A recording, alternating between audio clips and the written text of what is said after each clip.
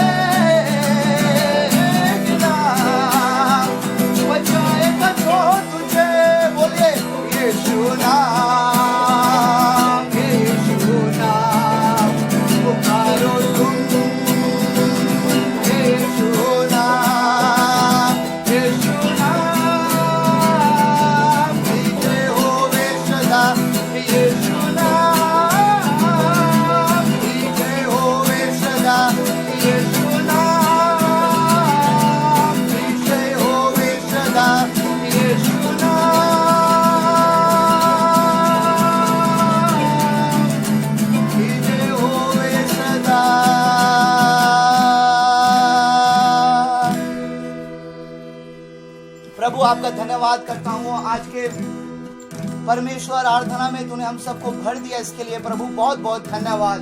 परमेश्वर हम प्रार्थना करते हैं परमेश्वर कि यहाँ पे हर एक के हृदय मन को स्थिर कर दे, वचन को सुनने के दरमियान परमेश्वर पिता हर कोई आपके वचन को सुन के जैसे ग्रहण कर सके प्रभु, 60 70 100 गुना फल जैसे सबके जीवन से आए। परमेश्वर पिता यहाँ पे सबको आशीष कर, हर एक का जो भी तकलीफ है, जो भी परेशानी है प्रभु परमेश्वर अपने लोगों को उनके तकलीफों से परेशानी से मुक्ति दीजिए, सबको ब्लेस करिए प्रभु। सभा के भार को अंत तक आपके हाथों में सौंपते हैं और ये छोटी सी प्रार्थना महाप्रभु यीशु आपके नाम से मांगते हैं, जीवित प्रभु यीशु आपके नाम से चाहते हैं। आइए हम सब कहे आमीन। ये समय है प्रभु के वचनों को सुनने का। आइए हम सभी परमेश्वर के वचन का तरफ जाएंगे, प्रभु के वचनों को सुनेंगे। सभी को जय मसीह की, हालेलुया। परमेश्वर पिता का धन्यवाद करता हूँ आज के सुबह के लिए और तमाम उन आशीषों के लिए जो परमेश्वर पिता ने अब तक हमें दिया है। प्रभु यीशु मसीह के नाम से परमेश्वर पिता का कोटि कोटि धन्यवाद करता हूँ। बीते 2 सप्ताह से हम लोग जिस विषय को लेकर परमेश्वर का वचन सुन रहे हैं वो विषय होता है आपके जिंदगी से शैतान के लिए खुले हुए दरवाजों को बंद करो। 2 सप्ताह से हम लोग जो विषय को लेके परमेश्वर का वचन सुन रहे हैं वो विषय होता है आपके जिंदगी से शैतान के लिए खुले हुए दरवाजों को बंद करो। और बीते 2 सप्ताह से परमेश्वर का आत्मा ने परमेश्वर के वचनों से बहुत कुछ हमें सिखाया है और मैं विश्वास करता हूं कि आज के सुबह में भी परमेश्वर का आत्मा परमेश्वर के वचनों से हमें बहुत कुछ सिखाने चला है। इसलिए परमेश्वर का वचन ध्यान देकर सुनिएगा। देखिए, जब हम एक अच्छा मसीह जीवन जीने का निर्णय ले लेते हैं, एक अच्छा धार्मिक जीवन जीने का, पवित्र जीवन जीने का, एक अच्छा आत्मिक जीवन जीने का, प्रभु में एक अच्छा जिंदगी बिताने का जब हम लोग निर्णय ले लेते हैं, उसी वक्त से शैतान हमारी जिंदगी में खुला हुआ दरवाजा ढूंढना शुरू कर देता है और वो मौका ढूंढना शुरू कर देता है कि कब मौका मिले और हमें फाड़ डाले। परमेश्वर के वचनों में भी ऐसा लिखा है कि शैतान गरजते हुए सिंह के समान इधर उधर हमारे आसपास घूमता है ताकि कब मौका मिले और हमें फाड़ डाले। इसलिए प्रभु के लोगों सुनिए, हमें चौकन्न रहना है और उन दरवाजों को जो आज भी हमारे जीवन में शैतान के लिए खुला हुआ है उन दरवाजों को बंद करना है। जैसा कि बीते सप्ताह में मैंने जो शब्द को लेकर मैंने शेष किया था उसी वाक्य को लेकर मैं शुरू भी आज करना चाहता हूं। देखिए, कई बार शैतान हम लोगों को ज्ञान, मनोरंजन या जानकारी के नाम पर 5 घंटे टेलीविजन, मोबाइल या यूट्यूब में फंसा के रख देगा। आपको लगेगा कि हम तो प्रभु का वचन ही सुन रहे हैं, यूट्यूब में, मोबाइल में हम तो प्रभु का ही बारे में जानकारी हासिल कर रहे हैं। लेकिन शैतान देखिए आपको आपके नजर में ऐसा दिखलाएगा कि आप मानो अच्छा कर रहे हो, लेकिन अंदर ही अंदर शैतान क्या किया है, आपको ज्ञान, मनोरंजन और जानकारी के नाम पर 5 घंटा यूट्यूब, टेलीविजन, मोबाइल में फंसा के रख दिया ताकि आप प्रार्थना ना कर सको, बाइबल ना पढ़ सको। जब आप प्रार्थना करोगे उस दरमियान वो आपके घर में बच्चों से शोर गुल्ला करवाएगा ताकि आपको गुस्सा आ जाए। देखिए, बाइबल बतलाता है गुस्सा करना, क्रोध करना पाप है और शैतान चाहता है कि आप ये पाप करो, आप अपना धीरज, आप अपना आपा को खो दो। लेकिन आपको शैतान का चालाकी को समझना है। वह आपको ऐसे उकसाएगा कि प्रभु यीशु मसीह तो जरूर तुम्हारी स्थिति को समझता है, लेकिन देखो तुम्हारा पास्टर तुम्हारे भावनाओं को, तुम्हारी स्थिति को नहीं समझता है। तुम गरीब हो, तुम दुखी हो, तुम्हारा मानसिक दशा को तुम्हारा पास्टर नहीं समझ रहा है। कई बार आप जब सभा में लेट करके देखिए, जब आप जाते हो, पास्टर आपसे पूछता है कि क्या बात है भाई, आप आज लेट करके आए हो, तो आप बोलोगे कि पास्टर मेरा घर में ऐसा काम था इसलिए मेरा लेट हो गया। पास्टर हो तो आपको डांट भी सकता है। उस समय आपके मन में शैतान ऐसा भाव लाता है, सुनिए, वो आपको बोलेगा कि छोड़, अगर पास्टर नहीं समझता तो क्या हुआ, प्रभु तो तुझे समझता है ना। पास्टर तुम्हारा परिस्थिति को नहीं जानता, तुम्हारा भावना को, तुम्हारा दिल का बात को नहीं समझता, लेकिन प्रभु तो समझता है ना। और इन सब बातों में आपको उकसाएगा ताकि आपका रिश्ता आपके पासवान के संग अच्छा ना रहे। आपके मन में प्रार्थना सभाओं के प्रति बोरियत पैदा कर देगा। आपको प्रार्थना सभा ऐसा बोरियत लगने लगेगा कि आपको वहां पे प्रार्थना सभा में जाना, वहां पे बैठना, प्रभु के लोगों के संग बातचीत करना आपको पसंद नहीं आएगा। और ये सब शैतान का चालाकी है। ये आपके जीवन में खुला हुआ दरवाजा शैतान को मिला है, इसीलिए आपके जीवन में शैतान प्रवेश करके ऐसा कर रहा है। धीरे धीरे करके ऐसा होगा कि आपको प्रभु का वचन आपको याद रखने नहीं देगा शैतान। केवल कहानी, उदाहरण और हंसी की बातें जो कलीसिया में हुआ प्रभु का वचन होने के दरमियान, केवल कहानी, उदाहरण, हंसी का बात ही आपको याद रखने देगा, जिससे कोई भी खास आत्मिक लाभ नहीं होता। लेकिन परमेश्वर का वचन वो सब आपको याद रहने नहीं देगा। देखिए बाइबल में लिखा हुआ है मरकुस 4 अध्याय में उसका 15 पद, मैं आप सभी के लिए पढ़ देता हूं, ध्यान देकर सुनिएगा। मरकुस उसका 4 अध्याय उसका 15 पद, ध्यान से सुनिए। बाइबल में लिखा है, जो मार्ग के किनारे के है जहां वचन बोया जाता है, ये वे है कि जब उन्होंने सुना तो शैतान तुरंत आकर वचन को जो उनमें बोया गया था उठा ले जाता है। देखिए हम सभी जानते हैं बोने वाले का दृष्टांत, कि एक बोने वाला बीज बोने निकला और 4 अध्याय 15 पद बतलाता है कि जब बोने वाला बीज बो रहा था तो कुछ दाने राहों के किनारे गिरे, जिसे चिड़िया आकर चुग कर चला गया खाकर। तो देखिए यहां पे ध्यान देने वाली बात यह है कि कई बार क्या होता है कि जब हम कलीसिया में परमेश्वर का वचन सुनते हैं तो हम लोग तुरंत भूल जाते हैं। इसका मतलब है कि परमेश्वर का वचन तो बोया गया, क्योंकि बीज परमेश्वर का वचन को कहा जा रहा है। परमेश्वर का वचन आपके कलीसिया का पासवान आपके जीवन में बोया, लेकिन क्या हुआ, चिड़िया चुग कर चला जाने का मतलब होता है कि शैतान आपके जिंदगी से परमेश्वर का वचन को चोरी करके लेकर चला गया और आपको समझ में भी नहीं आ रहा है कि दिन प्रतिदिन शैतान आपके जीवन में कैसे काम कर रहे हैं। अगर आप परमेश्वर का वचन आप याद नहीं रख पाते हो तो समझो कि आपके जीवन से शैतान प्रभु का वचन चोरी कर रहा है। देखिए बाइबल में 4 स्टेज के बारे में बताया गया है। पहला, देखिए जो बीज बोया गया राह के किनारे, दूसरा पथरीली भूमि पर, तीसरा झाड़ियों में, और 4 नंबर अच्छा भूमि में।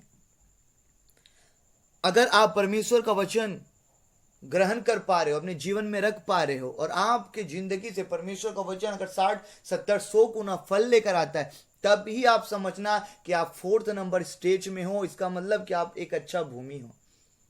लेकिन अगर आप परमेश्वर का वचन भूल जाते हो, इसका मतलब है कि आप 1st स्टेज में हो। अगर आप परमेश्वर का वचन सुनते हो, आपको बहुत ज्यादा एक्साइटमेंट होता है, वाह पास्टर ने बहुत अच्छा वचन बोला, लेकिन कुछ दिन बाद फिर आप ठंडा पड़ जाते हो, इसका मतलब है कि आप 2nd स्टेज में हो, यानी कि पथरीली भूमि हो आप। और अगर आप परमेश्वर का वचन सुनते हो और क्या होता है कि आपको संसारिक बात दबा देता है, परमेश्वर का वचन में बढ़ने नहीं दे रहा है, तो इसका मतलब है कि आप 3rd स्टेज में हो। इसीलिए आप आज उन दरवाजों को जो शैतान के लिए खुला हुआ है उनको बंद करिए। देखिए वो आपको बाइबल के ही किसी एक उपदेश का गलत अर्थ देकर बंधन में आपको रख देगा, और आप गलत करते हुए भी आप अपने आप को धर्मी समझते रहेंगे। और आज बहुत सारा कलीसिया में हो रहा है, विश्वासी लोग परमेश्वर का वचन का सही अर्थ को नहीं समझ पा रहा है, पवित्र आत्मा का मदद नहीं ले रहा है, इसीलिए वो लोग परमेश्वर का वचन का गलत अर्थ को लेकर अपना जीवन को नरक का ओर लेकर जा रहे हैं। कई बार मैंने बहुत सारा लोगों को ऐसा कहते हुए सुना है, मैं एक जन को एक बार ऐसा कहते हुए सुना, वो कहता है, बाइबल में कहता है, बाइबल बतलाता है कि रुपया हर बुराई का जड़ है, इसीलिए तुम अपना रुपया को ले आकर मुझको दे दो। देखिए, ये अगुआ जो इस तरह का बात कर रहा है, अगर रुपया हर बुराई का जड़ है, ये बाइबल कहता है, ये हकीकत बात है, तो आप हर बुराई को खुद के ऊपर क्यों लेना चाहते हो? प्रभु यीशु मसीह हम लोगों का बुराई को, हम लोगों का पाप को अपना कांधे में ले लिया और क्रूस में अपना जीवन दे दिया, लेकिन आप क्यों मेरा बुराई को लेना चाहते हो? वो अगुआ जो इस तरह से कहता है कि रुपया हर बुराई का जड़ है, तुम लाकर मुझको दे दो, सुनिए, उसको आपका बुराई नहीं चाहिए, उसको आपका दौलत चाहिए। और ये सारा गलत शिक्षा है, और इस तरह का गलत शिक्षा देने वाला अपना नजर में अपना आपको हमेशा धर्मी समझता है। लेकिन देखिए, बाइबल बतलाता है कि रुपया हर बुराई का जड़ है। सही अनुवाद इस तरह से है कि हम लोगों को रुपया का पीछे नहीं भागना है, रुपया को अपना मूर्ति नहीं बना लेना है, अपना जीवन में सबसे ऊंचा जगह रुपया को नहीं देना है। आप हमारे जीवन का सबसे ऊंचा जगह प्रभु का रहना चाहिए। जिस तरह एक धनी इंसान प्रभु के पास आकर बोला था, यीशु मसीह के पास आकर कि हे गुरु, मुझे अनंत जीवन पाने के लिए क्या करना है? प्रभु यीशु बोला, तू हर आज्ञा को मान। वो बोला, मैं तो बचपन से हर आज्ञा को मानते आया हूं। तो प्रभु बोला कि तू अपना धन संपत्ति कंगालों को देते और मेरे पीछे हो ले। और ये काम वो धनी इंसान नहीं कर पाया। और देखिए, वो इंसान अनंत जीवन को इसलिए नहीं पाया क्योंकि रुपया उसके जिंदगी को पकड़ के रखा था, रुपया उसकी जिंदगी का बंधन था। इसलिए बाइबल बतलाता है कि रुपया हर बुराई का जड़ है। रुपया का वजह से कभी भी प्रभु को नहीं छोड़ना है। अगर प्रभु और रुपया में दोनों को चुनना पड़े तो प्रभु को चुनना है, क्योंकि बाइबल बतलाता है कि एक आदमी दो स्वामी का सेवा नहीं कर सकता है। या तो हम लोग रुपया का सेवा करेंगे या तो प्रभु का सेवा करेंगे। बाइबल बतलाता है कई बार शैतान, देखिए, हमारे जीवन में खुला हुआ दरवाजा को ढूंढेगा, और वो अगर उसको मिल गया खुला हुआ दरवाजा तो वो क्या करेगा? वो धीरे धीरे करके आपके याददाश्त से बाइबल का जो एक एक अध्याय है उसका नाम मिटाना शुरू कर देगा। कुछ दिनों बाद आप बाइबल का जितना सिलेबस है आप भूल जाओगे। इसलिए बहुत सारा कलीसिया में जब पास्टर कहता है, मानो ऐसा कहता है कि यहेजकेल का पुस्तक 3 अध्याय पढ़ो, और पास्टर वचन बोल रहा है और सामने वाला बंदा यहेजकेल का अध्याय खोज रहा है कि कहां पे है, पुराना नियम में है कि नया नियम में, उसको अभी तक पता ही नहीं है। क्यों? क्योंकि शैतान उसका दिमाग से धीरे धीरे करके बाइबल का जो सिलेबस है उसको भुलवा दे रहा है। इसीलिए शैतान का चालाकी को समझना है, और यह भी समझना है कि देखिए, फरीसी लोग क्या करता था। फरीसी लोग बाइबल के, पवित्र शास्त्र के वचनों का गलत अनुवाद करता था, खुद तो गलत राहों में चलता था और अपने आप को धार्मिक समझता था, मानो गलती कर रहा है और ऐसा है दिखा रहा है कि मानो लोग से कुछ गलती भी नहीं हुआ। तो इसीलिए फरीसी सदुकी हम लोगों को नहीं बनना है। बाइबल में लिखा हुआ है, सुनिए, 2 तीमुथी 2 अध्याय उसका 4 पद में, मैं आप सभी के लिए पढ़ देता हूं, ध्यान देकर सुनिएगा। फिर से मैं बोलता हूं, 2 तीमुथी 2 अध्याय उसका 4 पद।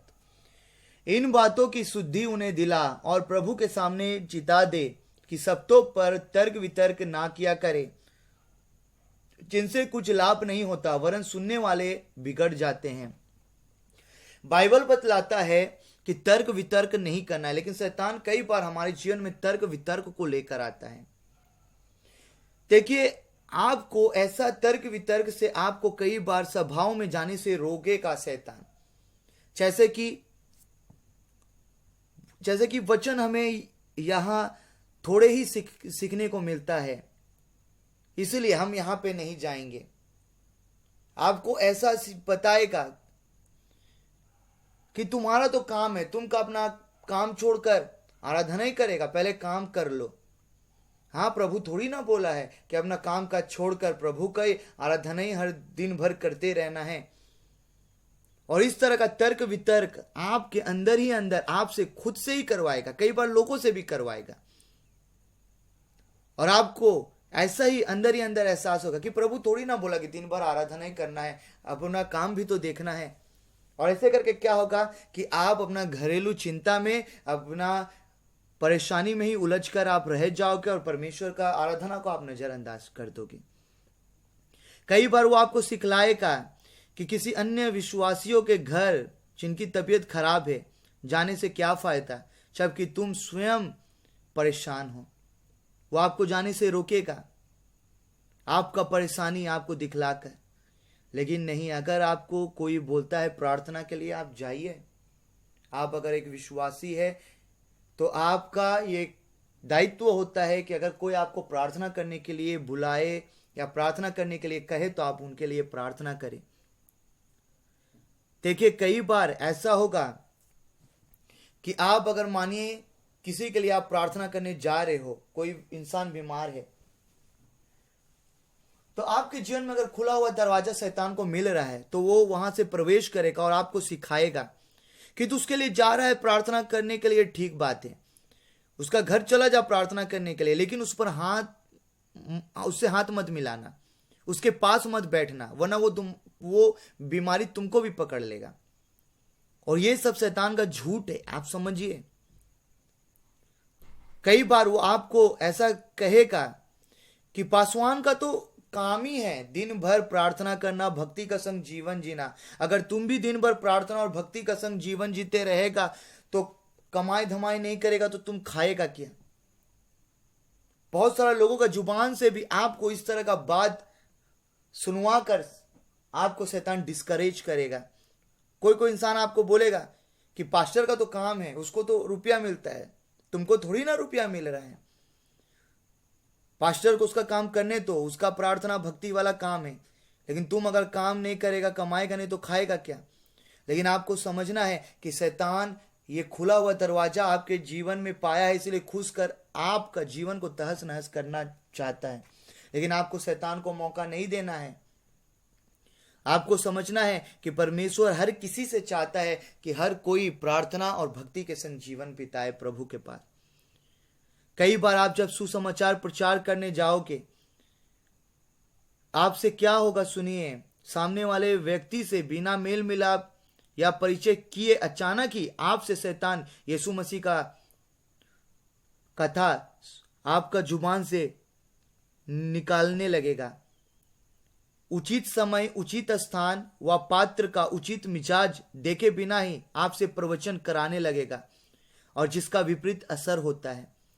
कई बार देखिए, कौन इंसान किस मिजाज में है और किस स्थिति में है और उसका मानसिक संतुलन कैसा है। कई बार हम ऐसा देखते हैं कि बहुत सारा लोग, जो लोग सुसमाचार प्रचार करने के लिए निकलता है, वो लोग सामने वाला इंसान से मेल मिलाप नहीं करता है, परिचय नहीं करता है, और सीधा जाकर उन लोगों को प्रभु का वचन बोलना शुरू कर देता है, जिसका कई बार हम लोग देखें विपरीत असर हुआ है और सुसमाचार प्रचार करने वालों को मारा पीटा गया है।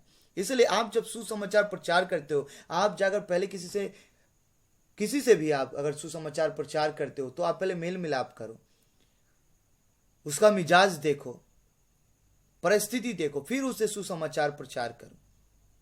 लेकिन अगर आप डायरेक्ट जाके बिना ये सब जानकारी का ही आप प्रभु का कथा सुनाने लगोगे, तब तो प्रॉब्लम होगा ही, और शैतान चाहता ही है कि प्रॉब्लम हो। इसीलिए बहुत सारा लोग जाते ही शैतान उससे क्या करवाता है, परिचय मेल मिलाप होने नहीं देगा और सीधा बोलवाना शुरू करा देता है कथा कहानी। लेकिन आपको स्मार्ट होना है, शैतान का चालाकी को समझना है। देखिए, बाइबल में लिखा है, कई बार शैतान आपको क्या करेगा सुनिए, पासवान या कलीसिया द्वारा प्रशंसा पाने के लिए वह आपको आपकी क्षमता से अधिक जिम्मेदारी लेने को कहेगा, और जिसका अंत अपमानजनक होता है। आज बहुत सारे लोग कलीसिया में दुनिया भर का जिम्मेदारी ले लेता है, लोगों को दिखाने के लिए, पास्टर को खुश करने के लिए, और बाद में नतीजा क्या होता है? उन लोगों को अपमान सहना पड़ता है। प्रभु यीशु ने यूहन्ना 5:41 में क्या कहा? ध्यान देकर सुनिएगा। प्रभु यीशु कहता है यूहन्ना 5:41 में, मैं मनुष्यों से आदर नहीं चाहता, लेकिन आज विश्वासी लोग, आज बहुत सारा जो आत्मिक लोग हैं, वो लोग भी पास्टर को खुश करने के लिए, कलीसिया का लोगों को खुश करने के लिए, प्रशंसा पाने के लिए, मनुष्यों का आदर पाने के लिए, नजरों में लोगों का महान बनने के लिए जिम्मेदारी अधिक ले लेता है, अपना क्षमता से ज्यादा। और देखिए, जब एक इंसान अपना क्षमता से अधिक जिम्मेदारी ले ले रहा है, तो बाद में उसका अंत में परिणाम अपमानजनक ही हो रहा है। इसलिए लोगों को खुश नहीं करना है, परमेश्वर के लिए जीना है। कई बार क्या होता है कि अगर आप सभा में कुछ गवाही देना चाहते हो या कुछ बोलना चाहते हो, शैतान आपका जीवन में खुला हुआ दरवाजा को ढूंढेगा। अगर पा लिया तो उसमें से प्रवेश करके आपके जीवन में आपसे बहुत ज्यादा बोलवाना शुरू कर देगा। कलीसिया में आप कलीसिया में बहुत बात बोलने लगोगे। गवाही देने के समय में आपको अगर कलीसिया में कुछ बोलना है उस दरमियान, और आप बहुत कुछ बोलना लगोगे, और बाद में आपको पता चलेगा बोल देने के बाद कि जो मुद्दा वाला बात था वो तो मैं बोला ही नहीं। शैतान कई बार क्या करेगा? वो अविश्वासी पड़ोसियों के प्रति आपके मन में घृणा या तुच्छ भाव भर देगा। देखिए, बाइबल कहता है मत्ती उसका 22:39 में, अपने पड़ोसी को प्यार कर जैसा तू खुद को करता है। यह परमेश्वर का दूसरा आज्ञा है। और देखिए, बाइबल में लिखा ऐसा कहीं पर भी नहीं है कि तू केवल विश्वासी पड़ोसियों को ही प्यार करना। बाइबल सिखाता है शत्रु को भी प्यार करना है। तो अगर मेरा पड़ोसी अविश्वासी है तो हम उसको क्यों नहीं प्यार करेंगे? तो कई बार शैतान खुला हुआ दरवाजा ढूंढता है, और अगर मिल जाता है तो वो क्या करेगा? आपके पड़ोसियों के प्रति आपके मन में घृणा और तुच्छ भाव भर देगा, और आपका रिश्ता आपके पड़ोसियों के संग कभी अच्छा नहीं हो पाएगा। आपको देखिए क्या करेगा? कलीसिया में आपके पास्टर के सामने आपको दिखावा करने के लिए शैतान उस्काएगा कि तू दिखा कि तू कितना धार्मिक है। लेकिन देखिए, कोलोसियो 3 उसका 23 क्या कहता है? ध्यान देकर सुनिएगा। मैं आप सभी के लिए पढ़ देता हूं, ध्यान देकर सुनिए। कोलोसियो उसका 3 उसका 23 लिखा हुआ है, जो कुछ तुम करते हो तन मन से करो, यह समझ कर कि मनुष्यों के लिए नहीं परंतु प्रभु के लिए करते हो। और देखिए, मत्ती 5:16 में क्या लिखा है? मत्ती 5 उसका 16 ये भी मैं आप सबके लिए पढ़ देता हूं, ध्यान देकर सुनिएगा। मत्ती उसका 5 का 16 सुनिए। उसी प्रकार तुम्हारा उजियाला मनुष्यों के सामने चमके कि वे तुम्हारे भले कामों को देखकर तुम्हारे पिता की जो स्वर्ग में है बड़ाई करें। तो देखिए, लोग क्या कर रहा है? लोग अपने आप को धार्मिकता इसीलिए दिखा रहा है ज्यादा लोगों के सामने, कलीसिया का और पासवानों के सामने, ताकि लोग उनका तारीफ करें। लेकिन परमेश्वर बोला तुम इसलिए भला काम करो, इसलिए करो ताकि स्वर्ग पिता का बड़ाई हो। और साथ ही साथ बाइबल में लिखा है कि तुम जो कुछ भी करते हो यह समझकर कि प्रभु के लिए करते हो। इसलिए दिखावा वाला कुछ काम नहीं करना है, लोगों के सामने ऐसा कुछ काम नहीं करना है कि लोगों को खुश करने वाला, लेकिन जो सच है वही लोगों के सामने प्रकट करना है। देखिए, हमारा गॉड रियल है, इसलिए हमको भी हमारे गॉड के नजरों में और हमारे इस समाज में हमें खुद को भी रियल रखना है। कई बार देखिए क्या होगा, कलीसिया में अधिक आशीष पा रहे लोगों के प्रति आपके मन में शैतान हिंसा पैदा करवाएगा। आपको कई महीने तक देखिए शैतान आपको भजन संगीता के अलावा या बाइबल में कोई एक ही अध्याय पढ़ने के लिए आपके अंदर रुचि पैदा कर देगा, और आप बाइबल का एक ही अध्याय को सालों भर पढ़ रहे हो, लेकिन आपको और कोई दूसरा अध्याय अच्छा लगने ही नहीं देगा। ये सब शैतान के लिए खुला हुआ दरवाजा है। अगर आपके संग भी ऐसा हो रहा है तो आप समझो कि शैतान उस खुला हुआ दरवाजा आपके जीवन में था तो वहां से प्रवेश करके आपके जीवन में काम कर रहा है। अगर आप इन सब समस्याओं से अगर आप बाहर आना चाहते हो तो इन सब दरवाजा को जो शैतान के लिए आपने खोला था, शैतान ढुका है, तो आपको शैतान को उन दरवाजों से फिर से निकालना होगा अपने घर से और उन दरवाजों को बंद करना होगा। देखिए कई बार क्या होगा, पासवान और उनके पत्नी से फिजूल के टकराव करा देगा। आपका रिश्ता पास्टर और उनके पत्नी का संग खराब करवा देगा शैतान। कई बार आपको बहकाएगा कि देख तू कितना मुश्किल में भी दशमांश दिया, लेकिन पास्टर अपना पत्नी को कितना महंगा साड़ी खरीद के दे रहा है। वो लोग धनी बनते जा रहे हैं लेकिन तुम गरीब बनते जा रहे हैं।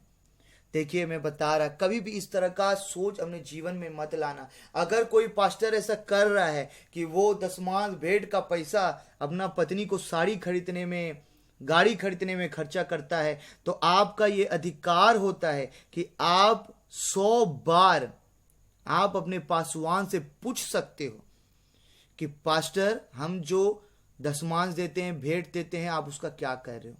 अगर आपका पासवान ऐसा करता है तो आप पूछ सकते हो। लेकिन अगर कोई ऐसा नहीं करता है, आप देखते हो कि वो प्रभु का राज्य का रुपया प्रभु के राज्य में ही लगा रहा है, तो सर्वथा वैसे पासवान के पास खड़ा रहिए। हमेशा उसको प्रार्थना में और जैसे भी मदद बनता है आप उसको मदद करो। बाइबल बतलाता है पवित्र लोगों का मदद किया करो। पवित्र लोगों को अगर कुछ जरूरत है तो उसे दिया करो। लेकिन अगर कोई बेईमान है, प्रभु के राज्य का रुपया अपना पत्नी को साड़ी खरीद के देने में, गाड़ी खरीद के देने में, ज्वेलरी खरीद के देने में खर्चा कर रहा है या अपने घर में, तो आपका हक होता है, आप दशमांश देते हो, भेंट देते हो, या आपका अधिकार है कि आप पूछ सकते हो। अगर आप नहीं पूछ रहे हो तो इसका मतलब है कि आप एक अच्छा विश्वासी हो ही नहीं। अभी तक आप दूध पीते हो। इसका मतलब है कि आप अभी भी अंधा हो, कि आपको सच्चाई और झूठा का अभी भी आप परख नहीं कर पाए हो। यही सब मतलब बतलाता है। अगर आप देख कर भी अगर आप अनजान रहते हो तो देखिए कई बार शैतान क्या करेगा, कई बार आप जब घर में कपड़ा इस्त्री करोगे उस दरमियान आपका ध्यान कहीं और भटका देगा, जिससे कि आपका कपड़ा या आपका हाथ का उंगलियां जल जाए। आपके लिए हो तो ये एक साधारण सा बात है, लेकिन ये शैतान का चालाकी है। हम सबको समझना है। प्रार्थना के वक्त काम की या पढ़ाई की तथा काम या पढ़ाई के वक्त प्रार्थना का सोच में आपको उलझा देगा। प्रभु के लिए बड़ा बड़ा दर्शन का नाम में आपको क्या करेगा, जो छोटा छोटा आशीष योग्य काम आपको करना है प्रभु में, वो भी करने नहीं देगा। वह आपको प्रार्थना और धार्मिकता का वास्ता देकर मेहनत मजदूरी करने से रोकेगा। कई सारा लोगों का ऐसा सोच है कि हम तो प्रभु का सेवा करते, प्रभु हमको खिलाएगा। देखिए सही बात है, प्रभु खिलाएगा। प्रभु ने तो कहा आकाश के पक्षियों को देखो, वो ना बोते हैं, ना काटते हैं, ना उसका भंडार है, ना जमा करते हैं, लेकिन स्वर्ग के पिता मैं उसको खिलाता हूं। तुम उस आकाश में उड़ने वाले पक्षियों से ज्यादा मूल्यवान हो। लेकिन देखिए परमेश्वर खिलाएगा, लेकिन परमेश्वर कहीं पर भी ऐसा नहीं बोला कि तुम कामचोर बनकर बैठा रहो। केवल प्रार्थना और धार्मिकता का वास्ता देकर देखिए शैतान क्या कर आपको कामचोर बना दे रहा है। लेकिन आपको समझना है, मेहनत मजदूरी करना है। अगर आप पौल प्रेरित का जीवन देखोगे, वो भी काम करता था, फिर प्रभु का सेवा करता था। लेकिन आपको प्रभु का दशमांश भेंट, प्रभु का राज्य में निर्भर नहीं रहना है। प्रभु का ऊपर निर्भर रहिए, लेकिन प्रभु का राज्य का जो दशमांश भेंट है उसके ऊपर आप क्यों निर्भर रहते हो? क्यों आपको प्रभु का राज्य का दशमांश और भेंट से ही आपको घर चलाना है? आपको नहीं पता बाइबल क्या कहता है? मलाकी का पुस्तक में सुनिए क्या लिखा हुआ है। मलाकी का पुस्तक उसका 3 अध्याय उसका 10 पद मैं आप सभी के लिए पढ़ देता हूं, ध्यान देकर सुनिए। ऐसा लिखा हुआ है, सारे दशमांश भंडार में ले आओ कि मेरे भवन में भोजन वस्तु रहे। और सेनाओं का यहोवा यह कहता है कि ऐसा करके मुझे परखो कि मैं आकाश के झड़ोके तुम्हारे लिए खोलकर तुम्हारे ऊपर अपरंपार आशीष की वर्षा करता हूं कि नहीं। तो यहाँ पे देखिए शुरुआत में ही हम लोगों को देखने को मिलता है सारे दशमांश भंडार में ले आओ कि मेरे भवन में भोजन वस्तु रहे। यानी कि देखिए बाइबल बतलाता है कि परमेश्वर के राज्य में जो दशमांश भंडार लाते हैं, प्रभु का घर में किसी भी चीज का जैसे कमी घटी ना रहे। तो दशमांश भेंट प्रभु का राज्य का है, राज्य में लगाना चाहिए। और जो इंसान उसके ऊपर नजर रखता है, उसके ऊपर निर्भर रहता है, वो पापी है। मैं किसी का न्याय नहीं कर रहा, लेकिन बाइबल खुल्लम खुल्ला बात करता है। बाइबल कहता है भजन संगीता में कि जो मेहनती इंसान है वो अपने हाथ के कामों के द्वारा धनी बनेंगे। इसीलिए आप कामचोर मत बनिए। प्रार्थना और धार्मिकता का वास्ता देकर शैतान आपको मेहनत मजदूरी करने से आपको रोकेगा, लेकिन आपको मेहनत करना है। ऐसा बात नहीं कि आप प्रभु में आके मेहनत आप करना भूल जाओ। कलीसिया के निजी कार्यों में हाथ पटाने वाले लोगों के प्रति आपके मन में हिंसा भरने का कोशिश करेगा शैतान।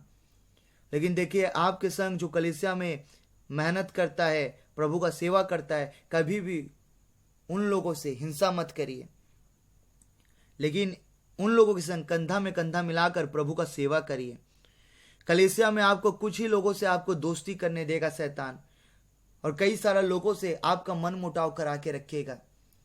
यह सारा खुला हुआ दरवाजा होता है शैतान के लिए। मत प्रवेश करने दीजिए,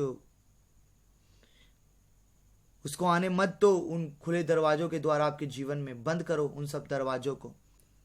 अगर आपका सास ससुर या आपका मम्मी पापा अगर अविश्वासी है, तो वो देखिए शैतान क्या करेगा, आपके जिंदगी में ऐसा कर देगा कि आप अपना सास ससुर, अपना मम्मी पापा का संग उचित व्यवहार नहीं करोगे।